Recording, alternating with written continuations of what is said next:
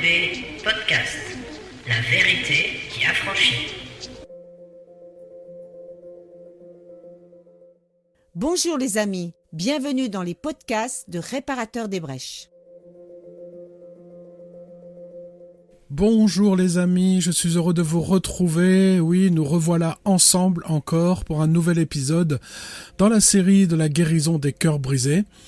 Et aujourd'hui, comme l'autre fois, en réécoutant le dernier podcast, je me suis aperçu que il était peut-être temps, avant de faire les podcasts sur les liens ancestraux et comment briser les liens, il me paraît important de parler maintenant de la confession. Je vous avais dit dans la saison 1 que je ferai plus tard un podcast sur la confession, parce que c'est très important, mais notamment parce qu'on va en avoir besoin. C'est une des étapes qui peut être nécessaire pour briser les liens. Alors pour ce podcast, écoutez, j'ai une bonne et une mauvaise nouvelle. Alors je vais commencer par la nouvelle, comme ça c'est fait. Pas de chance pour ceux qui sont pas friands des versets et des références, parce qu'il va y en avoir encore pas mal, parce que c'est une étude que je vous propose. Et la bonne nouvelle, c'est que pour ceux qui aiment les références et les versets, vous allez en avoir pour votre argent. Même si les podcasts sont gratuits, mais c'est pas grave. Alors, puisqu'on parle de versets, allons-y, on va commencer avec le verset du Proverbe 28, 13. Celui qui cache ses transgressions ne prospère point, mais celui qui les avoue et les délaisse obtient miséricorde. Je crois que c'est clair dans ce verset, celui qui ne se confesse pas, ne prospère pas. Mais par contre, celui qui va se confesser et qui va délaisser son péché, il obtiendra miséricorde. Alors, avant d'aller plus loin dans les explications et dans les versets qui vont nous dire ce qu'est la confession, je crois qu'il est important de parler de ce qui peut nous empêcher de nous confesser. Alors, je ne vais pas m'étendre sur la peur, la pudeur, la honte, qui peuvent nous empêcher effectivement de nous confesser, parce que ça soit vers Dieu, soit vers les hommes, il va falloir parler ouvertement et découvrir son cœur. Donc là, il peut y avoir un frein. Et moi, je veux parler au niveau spirituel. Il y a une chose qui est très importante, c'est l'aveuglement spirituel. Et oui, parce que bien que ça peut paraître bizarre, mais il y a des fois des choses que nous faisons ou que nous avons faites qui ne nous marquent pas plus que ça et qui pour nous n'ont pas besoin d'être confessées parce qu'on l'a pas devant les yeux. Et on a un bel exemple biblique, c'est David, lorsqu'il va vers Bathsheba, pour lui, tout va bien. Alors qu'il a fait tuer son ami Uri, pas de problème. Lui, qui est un homme selon le cœur de Dieu, ne voit pas son péché. Et il faut l'intervention du prophète Nathan pour qu'il puisse voir et comprendre qu'il doit se repentir. Alors nous allons commencer avec ce verset de 2 Corinthiens 4:4 que nous avons déjà vu dans des podcasts précédents. C'est le verset où il nous est dit que le Dieu de ce siècle a aveuglé l'intelligence des incrédules. Alors tu vas me dire, oui mais moi je suis pas un incrédule, moi je crois en Dieu. Mais personnellement, moi je crois, et quand on lit entre les lignes dans ce verset, que ça ne s'adresse pas spécifiquement à ceux qui ne croient pas en Dieu ou en Jésus, mais aussi à ceux qui sont engagés avec le Seigneur, mais qui peuvent être incrédules sur certaines facettes de notre foi et de notre marche avec Dieu. Donc, nous aussi, tout comme David, on peut être aveuglés sur la responsabilité de notre péché. Et j'ai encore un verset pour confirmer ça. C'est celui de 1 Jean 2, 11 qui dit « Mais celui qui est son frère est dans les ténèbres. Il marche dans les ténèbres et il ne sait où il va, parce que les ténèbres ont aveuglé ses yeux. » Je crois que c'est clair. Alors j'en ai fini avec l'aveuglement spirituel. C'était un peu comme une introduction à la confession. Mais je voudrais aussi vous parler de la repentance. Parce que si on parle de confession, je suis obligé de parler de la repentance parce que la confession est une des étapes dans la marche de repentance. Alors bien évidemment, on ne va pas faire là tout de suite une étude sur la repentance. Ça se fera beaucoup plus tard, je pense, dans une autre série. Mais je vais juste aborder les quelques points des étapes de la repentance, puisque les 3 premières concernent la confession. Et je vais commencer avec ce verset de Actes 2, 37-38, qui dit « Après avoir entendu ce discours, ils eurent le cœur vivement touché. Et ils dirent à Pierre et aux autres apôtres, « Hommes frères, que ferons-nous » Pierre leur dit, « Repentez-vous et que chacun de vous soit baptisé au nom du Seigneur Jésus-Christ pour le pardon de vos péchés, et vous recevrez le don du Saint-Esprit. » Alors on voit que dans ce passage, il est dit que après avoir entendu ce discours, ils eurent le cœur vivement touché. Et c'est la première étape, les amis. C'est la révélation. S'il n'y a pas de révélation, tu ne peux pas prendre conscience que tu as besoin de te confesser et de la repentance. Et je vais prendre d'autres versets. On a parlé de David avec Nathan, et c'est notamment le verset de 2 Samuel 12, verset 7, lorsque Nathan a raconté toute une histoire à David pour lui faire comprendre une situation. Nathan dit à David, « Tu es cet homme-là ». Et David comprend qu'il est l'homme de l'histoire que Nathan lui a racontée, et il prend conscience de son péché. Dans 1 Samuel 13, verset 13, c'est un autre passage avec Samuel, un autre prophète, et Saül, un autre roi. Et c'est Samuel qui parle. « Tu as agi en insensé, tu n'as pas observé le commandement que l'Éternel ton Dieu t'avait donné.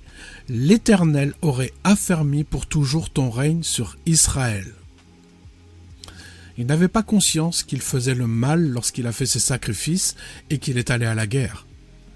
Il n'avait pas conscience. Et il a fallu que le prophète Samuel vienne pour lui ouvrir les yeux. Dans Acte 5, verset 3, là c'est l'histoire d'Ananias et de Saphira. Ananias et Saphira avaient des terrains qu'ils ont vendus, et dans le contexte, on voit que tous les apôtres et les disciples et tous ceux qui avaient cru en Christ, partageaient leurs biens. Et Ananias et Saphira faisaient partie de cela. Ils ont vendu un terrain, mais ils ont gardé pour eux une partie de l'argent. Et lorsque ils sont passés devant Pierre et les apôtres pour donner l'argent de la vente du terrain, ils ont dit à Pierre, « Voici tout l'argent de la vente du terrain. » Ce qui était un mensonge, ce qui était une faute. Et dans ce verset, Pierre lui dit, « Ananias, pourquoi Satan a-t-il rempli ton cœur, au point que tu mentes au Saint-Esprit et que tu aies retenu une partie du prix du champ ?» Ananias et Saphira étaient complètement aveuglés sur le fait que, en faisant ce mensonge, ils mentaient au Saint-Esprit. S'ils avaient dit dès le départ, il n'y a aucun problème, on a gardé une partie pour nous, mais l'autre partie revient pour la communauté, ça ne posait aucun problème. Mais là, ils étaient dans le mensonge et ils étaient aveuglés. Et c'est la révélation du Saint-Esprit qui est venue dire à Pierre, attention, il y a mensonge. Un autre verset, Matthieu 18, verset 15. Si ton frère a péché, va et reprends-le entre toi et lui seul. S'il t'écoute, tu as gagné ton frère. Mais s'il ne t'écoute pas, prends avec toi 1 ou 2 personnes afin que toute affaire se règle sur la déclaration de 2 ou de 3 témoins. S'il refuse de les écouter, dis-le à l'Église, et s'il refuse aussi d'écouter l'Église, qu'il soit pour toi comme un païen et un publicain. Là encore une fois, on voit que le Seigneur révèle à un frère le péché d'un autre frère. Et que cette révélation va pousser ce frère à aller voir celui qui a péché, afin qu'il confesse qu'il a péché pour être pardonné. La deuxième étape dans la repentance, après celle de la révélation, c'est celle de la conviction de péché. Et les amis, je voudrais juste faire cette petite parenthèse, la repentance n'est pas un esprit. C'est un état d'âme. C'est ce que tu dois faire. Par contre, la conviction de péché, là, c'est un esprit. Et ça s'appelle même le Saint-Esprit. Parce que dans Jean 16, 8, il est écrit « Et quand il sera venu, en parlant du Saint-Esprit, il convaincra le monde en ce qui concerne le péché, la justice et le jugement. » Un autre verset, dans le psaume 32 au verset 3, « Tant que je me suis tu, mes os se consumaient, je gémissais toute la journée.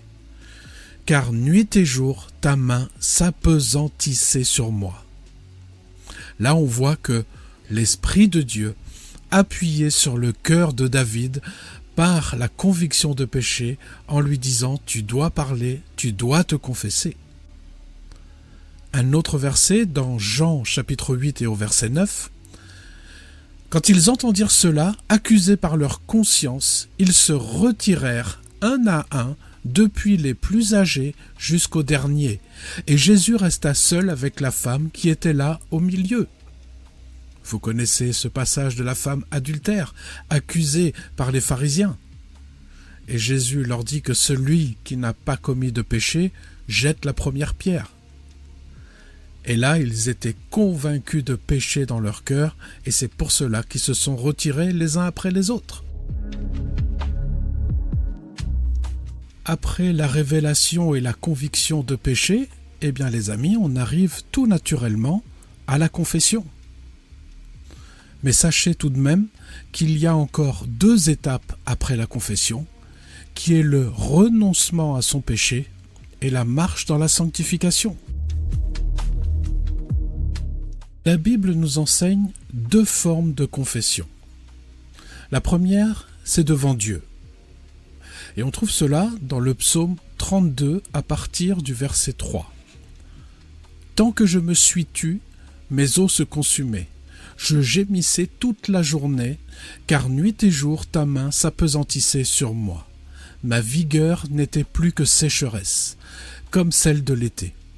Je t'ai fait connaître mon péché, je n'ai pas caché mon iniquité. J'ai dit, j'avouerai mes transgressions à l'Éternel, et tu as effacé la peine de mon péché. » Encore un autre verset dans le livre de Daniel au chapitre 9 et au verset 20. « Je parlais encore, je priais, je confessais mon péché et le péché de mon peuple d'Israël, mon Dieu, en faveur de la sainte montagne de mon Dieu. » Et encore un autre verset, c'est dans la première épître de Jean, chapitre 1er à partir du verset 8. « Si nous disons que nous n'avons pas de péché, nous nous séduisons nous-mêmes, et la vérité n'est point en nous. Si nous confessons nos péchés, il est fidèle et juste pour nous les pardonner, et pour nous purifier de toute iniquité. Si nous disons que nous n'avons pas péché, nous le faisons menteur, et sa parole n'est point en nous. » Alors les amis, avec ces 3 versets, j'aurais pu en prendre beaucoup plus, la parole nous en donne beaucoup plus, mais déjà rien que ces 3 versets nous montrent la nécessité de confesser dans le détail, et j'insiste sur le mot détail, nos péchés à l'Éternel. Nous avons certainement fait un package de tout notre péché, et nous avons dit à Dieu, « Seigneur, pardonne-moi tous mes péchés ». Mais dans le cadre de la guérison, dans le cadre des liens, il va falloir détailler ces péchés. Parce que comme maintenant tu l'as certainement compris, depuis le temps que nous étudions les blessures et les liens, tu as bien compris que chaque blessure a semé quelque chose en toi et que les liens, retiennent des choses en toi aussi. Donc il va falloir détailler pour pouvoir briser correctement ces liens. Et il y a encore une dernière étape, qui peut être l'étape ultime, c'est la confession devant les hommes. Est-ce que tu t'es confessé devant les hommes ? avec Dieu comme témoin. On va prendre quelques versets. Esdras 10, verset 1er. Pendant qu'Esdras, pleurant et prosterné devant la maison de Dieu, faisait cette prière et cette confession, il s'était rassemblé auprès de lui une foule très nombreuse de gens d'Israël, hommes, femmes et enfants, et le peuple répandait d'abondantes larmes. On voit que là, Esdras confessait devant Dieu, mais également devant les hommes. Il n'avait pas de retenue. Et encore dans Josué chapitre 7 au verset 19, Josué dit à Akan, « Mon fils, donne gloire à l'Éternel, le Dieu d'Israël, et rends-lui hommage. Dis-moi donc ce que tu as fait, ne me le cache point. » Akan répondit à Josué et dit, « Il est vrai que j'ai péché contre l'Éternel, le Dieu d'Israël, et voici ce que j'ai fait. » En se confessant devant l'homme, Josué, il se confesse aussi devant Dieu. Encore un autre verset, Actes 19, 18. Plusieurs de ceux qui avaient cru venaient confesser et déclarer ce qu'ils avaient fait. C'était public. Et bien évidemment, je vais parler de Jacques, chapitre 5 et verset 16. « Confessez donc vos péchés les uns aux autres et priez les uns pour les autres, afin que vous soyez guéris. La prière fervente du juste a une grande efficacité. » Alors, ce qui est une vérité, c'est que tous les péchés que tu as confessés dans le détail devant Dieu te sont pardonnés. Alors tu vas me dire, alors pourquoi j'ai besoin de me confesser devant les hommes ? C'est que il y a des conséquences à nos péchés. Et bien que le Seigneur nous ait pardonné nos fautes et nos péchés, eh bien il peut y avoir des conséquences qui traînent et qui sont encore attachées à nous, au travers des liens par exemple. Et comme le dit Jacques, et c'est ce que je sais, pour l'avoir expérimenté un grand nombre de fois, mais pour l'avoir expérimenté moi-même, si tu te confesses devant les hommes, eh bien, tu te confesses également devant le diable. Et là, il y a donc 3 témoins. L'homme, le diable et Dieu. Et que nous dit la parole ? Que tout est réglé devant 2 ou 3 témoins. Alors mon ami, il se peut que tu aies déjà fait un travail, que ce soit de pardon, de guérison, tu as peut-être brisé des liens, mais que tu aies toujours des problèmes, ou toujours les mêmes problèmes, eh bien, peut-être que tu n'es pas passé devant la confession publique, et il va falloir le faire.